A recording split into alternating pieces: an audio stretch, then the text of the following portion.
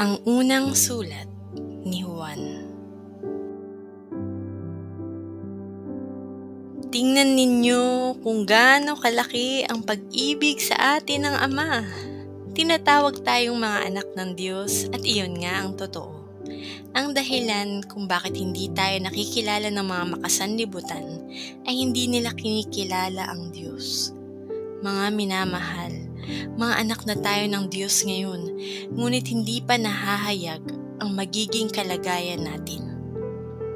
Ngunit alam nating sa pagdating ni Kristo, tayo ay magiging katulad niya, sapagkat makikita natin kung sino talaga siya. Kaya't ang sino mang may ganitong pag-asa kay Kristo ay nagsisikap na maging malinis, tulad niyang maninis. Ang bawat nagkakasala ay lumalabag sa kautusan ng Diyos, sapagkat ang kasalanan ay paglabag sa kautusan. Nalalaman ninyong naparito si Kristo upang pawiin ang ating mga kasalanan, at siya'y walang kasalanan. Ang nananatili sa Kanya ay hindi nagpapatuloy sa pagkakasala. Ang sino mang nagpapatuloy sa pagkakasala ay hindi nakakita ni nakakilala man sa Kanya. Mga anak, huwag kayong palinlang kanino man. Ang sino mang gumagawa ng matuwid ay matuwid tulad ni Kristo. Ang nagpapatuloy sa pagkakasala ay kampo ng Diablo, sapagkat sa simula pa ay nagkakasala na ang Diablo. Kaya't naparito ang anak ng Diyos upang wasakin ang mga gawa ng Diablo. Ang mga anak ng Diyos ay hindi nagpapatuloy sa pagkakasala, sapagkat nananatili sa kanila ang binhing mula sa Diyos. At dahil ang Diyos ang Ama nila, hindi sila maaaring magpatuloy sa pagkakasala. Dito natin makikilala kung sino ang mga anak ng Diyos at kung sino ang mga anak ng Diablo.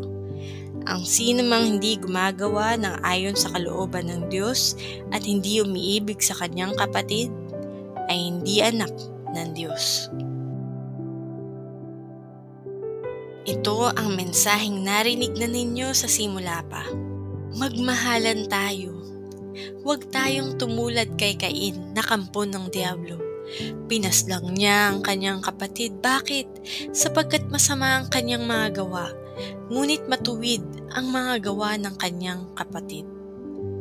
Kaya mga kapatid, huwag kayong magtaka kung kinapupuotan kayo ng sanlibutan.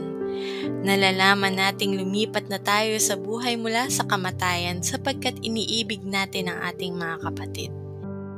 Ang hindi umiibig ay nananatili sa kamatayan.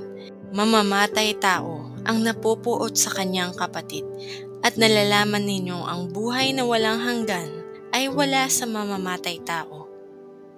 Dito natin nalalaman ang pag-ibig.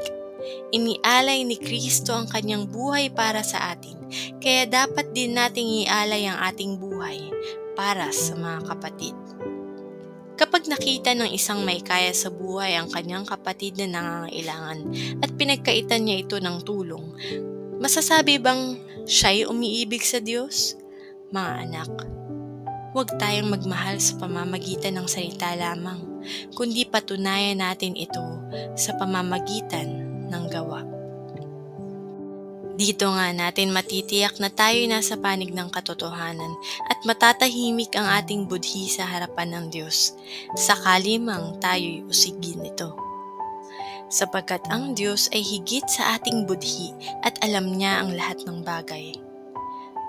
Mga minamahal, kung hindi tayo inuusig ng ating budhi, makakalapit tayo sa Diyos na panatag ang ating kalooban.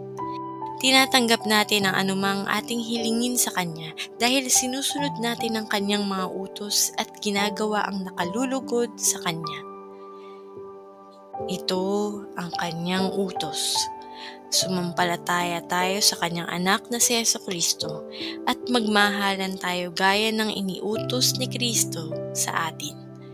Ang sumusunod sa mga utos ng Diyos ay nananatili sa Diyos. At nananatili naman sa Kanya ang Diyos. At nalalaman nating nananatili siya sa atin sa pamamagitan ng Espiritong ipinagkaloob niya sa atin.